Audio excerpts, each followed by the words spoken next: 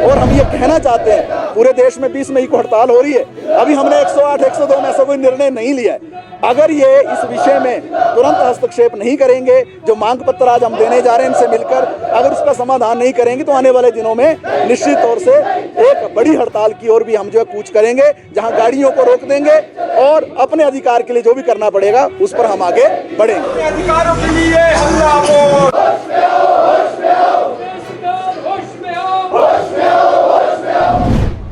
हिमाचल प्रदेश 102 और 108 एम्बुलेंस कर्मचारी यूनियन ने आज अपनी मांगों को लेकर सीटू के बैनर तले नेशनल हेल्थ मिशन कार्यालय के बाहर धरना प्रदर्शन किया। यूनियन ने चेतावनी दी है कि अगर उनकी मांगों को पूरा नहीं किया जाता है तो आने वाले समय में एम्बुलेंस के पहिए थम सकते हैं। नहीं चलेगी, नहीं चलेगी, नहीं चलेगी। कर्मचारियों को डराना धमकाना नहीं चलेगा। ये सरकार पर हल्ला बोल, हल्ला बोल, हल्ला बोल। अपने अधिकारों के लिए हल्ला बोल।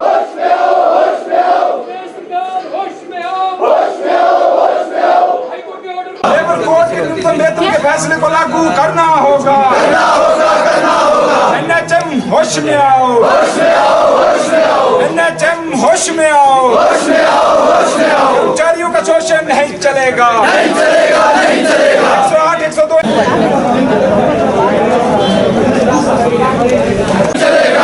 कंपनी होश में आओ, होश में आओ, होश में आओ। कर्मचारियों को डराना धमकाना नहीं चलेगा, नहीं चलेगा, नहीं चलेगा। गैर कानूनी ट्रांसफर नहीं चलेगी, नहीं चलेगी, नहीं चलेगी। देखिए, आज हिमाचल प्रदेश 108 व 102 एम्बुलेंस कर्मचारी यूनियन संबंधित सीटू की ओर से ये धरना प्रदर्शन किया जा रहा है नेशनल हेल्थ मिशन के एमडी के कार्यालय के बाहर।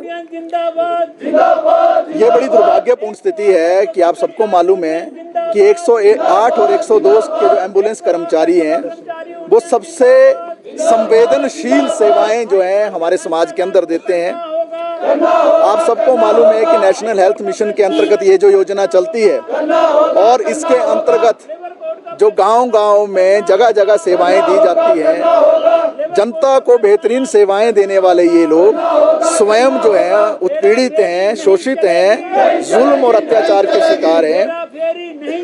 प्रदेश के अंदर लगभग 1200 के करीब जो कर्मचारी काम कर रहे हैं उनको न्यूनतम वेतन तक नहीं मिलता है।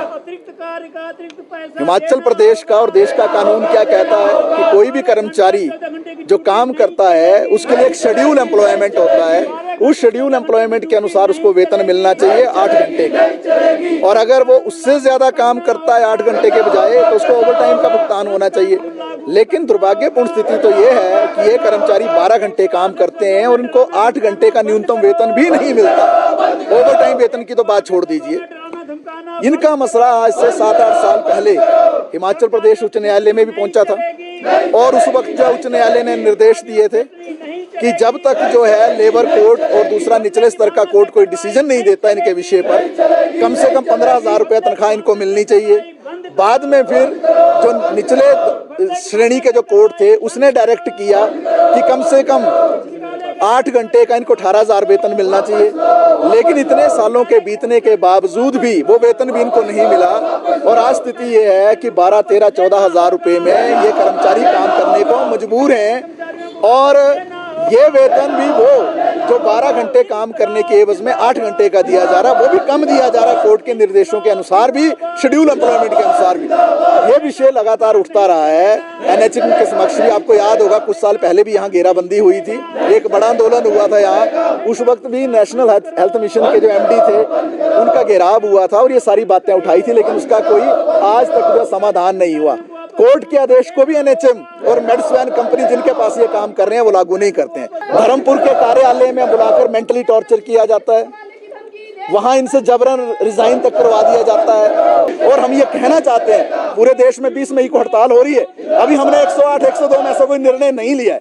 अगर ये इस विषय में तुरंत हस्तक्षेप नहीं करेंगे, जो मांग पत्र आज हम देने जा रहे हैं इनसे मिलकर, अगर उसका समाधान नहीं करेंगे तो आने वाले दिनों में निश्चित तौर से एक बड़ी हड़ताल की ओर भी हम जो है कूच करेंगे, जहां गाड़ियों को रोक देंगे और अपने अधिकार के लिए जो भी करना पड़ेगा उस पर हम आगे बढ़ेंगे।